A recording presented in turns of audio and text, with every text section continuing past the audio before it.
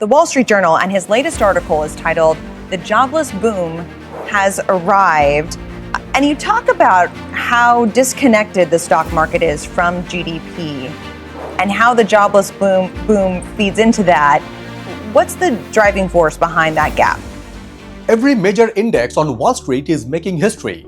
The S&P 500 is near record highs. The Dow is above 53,000, the Nasdaq is close to record territory, and even small cap stocks are participating. Yet, at the same time, the American consumer is showing signs of strain. So how can both things be true? This isn't necessarily a contradiction. It may be a pattern. And if you are a US entrepreneur, business owner, investor, or executive, understanding that pattern could be more important than the next record close. Hi, this is Indranil and welcome to the Spotlight Media and Technology, where we go beyond profession, beyond headlines, beyond borders. Today, we are decoding what some are calling the everything rally and asking a much more important question. Is Wall Street pricing in economic strength or simply pricing in cheaper money? Let's start with what we know.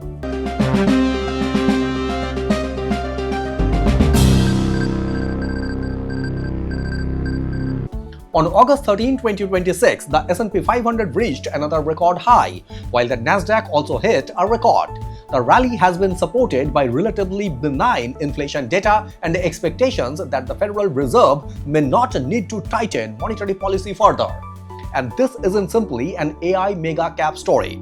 The Russell 2000, which represents smaller US companies, has also been trading around record levels. As of Friday, August 14, the S&P 500 stood at 7,785.76, the Nasdaq at 26,729, and the Dow at 53,732. Year to date, all three remained substantially higher, while the Russell 2000 was up more than 23%. That's a powerful market signal. Corporate earnings have also been strong, with second quarter S&P 500 earnings growth running at roughly 50%, according to market reporting. So let's be clear, this is not a fake rally. There is real corporate profitability behind part of it. But here's where the story gets complicated. Now move from Wall Street to Main Street. The US consumer is showing a more mixed picture. Retail sales fell 0.6% in July, according to recent economic data, while consumer sentiment also weakened. And the housing market isn't exactly booming either. Existing home sales fell another 1.7% in July, while the median existing home price reached above $434,100. But look at the divide. Sales of home priced below $250,000 were particularly weak, while home above $750,000 continued to see strong demand. That is another example of the increasingly unequal experience of the US economy. And that's important for business, because your stock price doesn't buy your customer's product, the consumer does. Now look at the employment. July delivered a surprise. The US economy lost 23,000 main-firm jobs when economists had expected roughly 80,000 jobs to be added.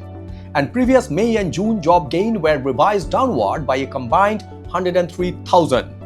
The unemployment rate actually fell from 4.2% to 4.1%, but here's the important detail. That decline partly reflected people leaving the labor force. Labor force participation fell to 61.4%, a near 5.5-year low. The labor force decline is real, but the interpretation requires caution. Demographic changes, especially retirements and an aging population, are playing a significant role.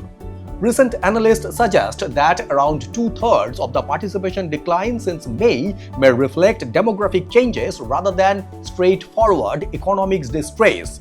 So this isn't simply America has no jobs. It's more nuanced.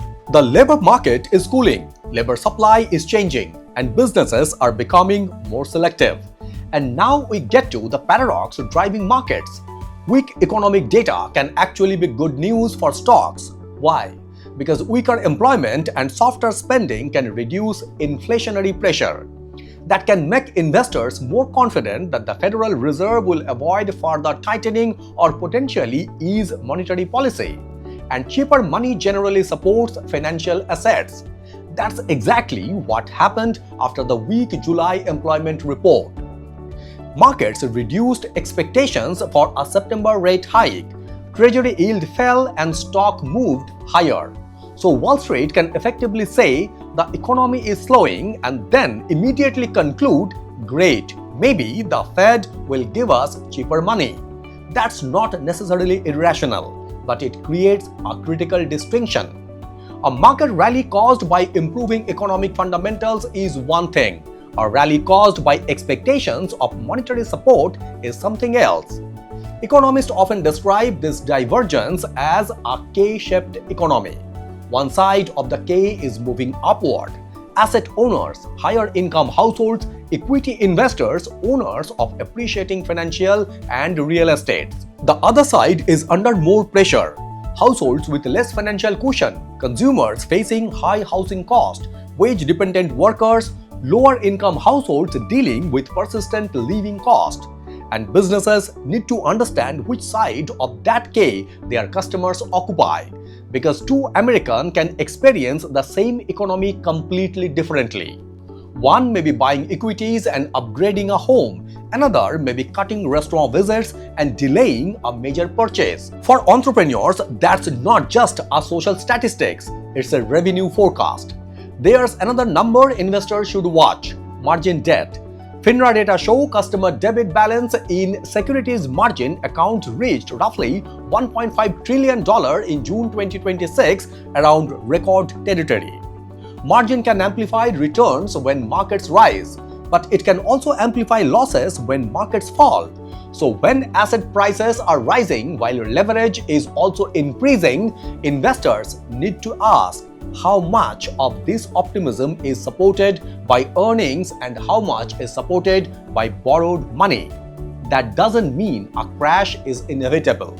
It means risk management becomes more important as leverage rises. And this is where the Spotlight Media and Technology brings in the ESG perspective. ESG isn't simply about carbon emissions. It's about risk, resilience, stakeholders, and governance. Consider the social dimension. If threshold purchasing power becomes increasingly divided, businesses dependent on mass market consumers may face greater demand volatility. Now consider governance. Boards and investors need to understand whether headline market performance is masking concentration risk, leverage risk, or customer weakness. And then there's environmental and transition risk. Energy infrastructure, data centers, semiconductor manufacturing, and AI are attracting enormous capital. That creates opportunities but also create questions around energy demand, infrastructure capacity, supply chains, and transition resilience. Interestingly, sustainable investing itself isn't disappearing. Morningstar reported that US sustainable funds returned to positive quarterly flows in Q2 2026, while sustainable strategies also performed strongly, helped significantly by technology and semiconductor exposure. Globally, sustainable funds attracted about $3.7 billion of net inflows in Q2, according to Morningstar.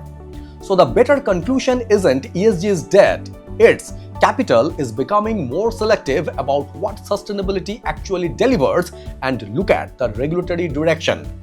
Europe has moved towards simplifying sustainability reporting and due diligence requirements. The EU's 2026 changes narrow CSRD's direct scope to companies above 1,000 employees and 450 million euros in annual net turnover, while CSDDD's scope has also been narrowed toward the very largest companies. That doesn't mean sustainability disappears. It means regulation is increasingly focusing on materiality, proportionality, and competitiveness. For US companies doing business globally, that's important because ESG is increasingly becoming less about having the longest sustainability report and more about being able to demonstrate credible data, resilient operations, and sound governance where it matters. So if you are an US entrepreneur, CEO, CFO, or investor, what should you actually watch? Number 1, consumer spending. Don't just watch the S&P 500, watch what customers are actually buying. Number 2, real wages and employment. Are incomes supporting sustainable demand? Number 3, saving and household balance sheets. How much financial cushion remains? Number 4, interest rates and credit conditions. Is growth being supported by fundamentals or by increasingly cheaper capital? Number 5. Leverage. When margin debt rises, risk management matters more. And number 6. Concentration. If capital increasingly flows toward AI, semiconductors, financial assets, or a handful of mega cap companies, ask whether your portfolio or business strategy is becoming too dependent on one narrative. So here's the real story. America isn't necessarily experiencing two completely different economies. It is experiencing an economy where different households, companies, and asset owners are responding very differently to the same conditions. Wall Street can hit record highs, the Russell 2000 can rally, corporate earnings can be strong, and yet consumers can still feel squeezed. Those things can coexist. The mistake is assuming that a record index automatically means a resilient economy. For business leaders, the better question is, where does your revenue actually sit on the K? Are your customers financially resilient? Is your balance sheet prepared for higher for longer rates? And is your strategy built around genuine demand or simply the expectations of cheaper money? Because ultimately, the index is not the economy, the consumer is not the market, and a record high is not the same thing as a record level of resilience. If you are navigating economy uncertainty, ESG strategy, governance, and capital allocation at your organization, we help companies with ESG strategy and communication. Link in the description. This is the Spotlight Beyond Profession, decoding what the headlines leave out. Beyond profession, beyond headlines, beyond borders. Thank you very much for watching and signing it off.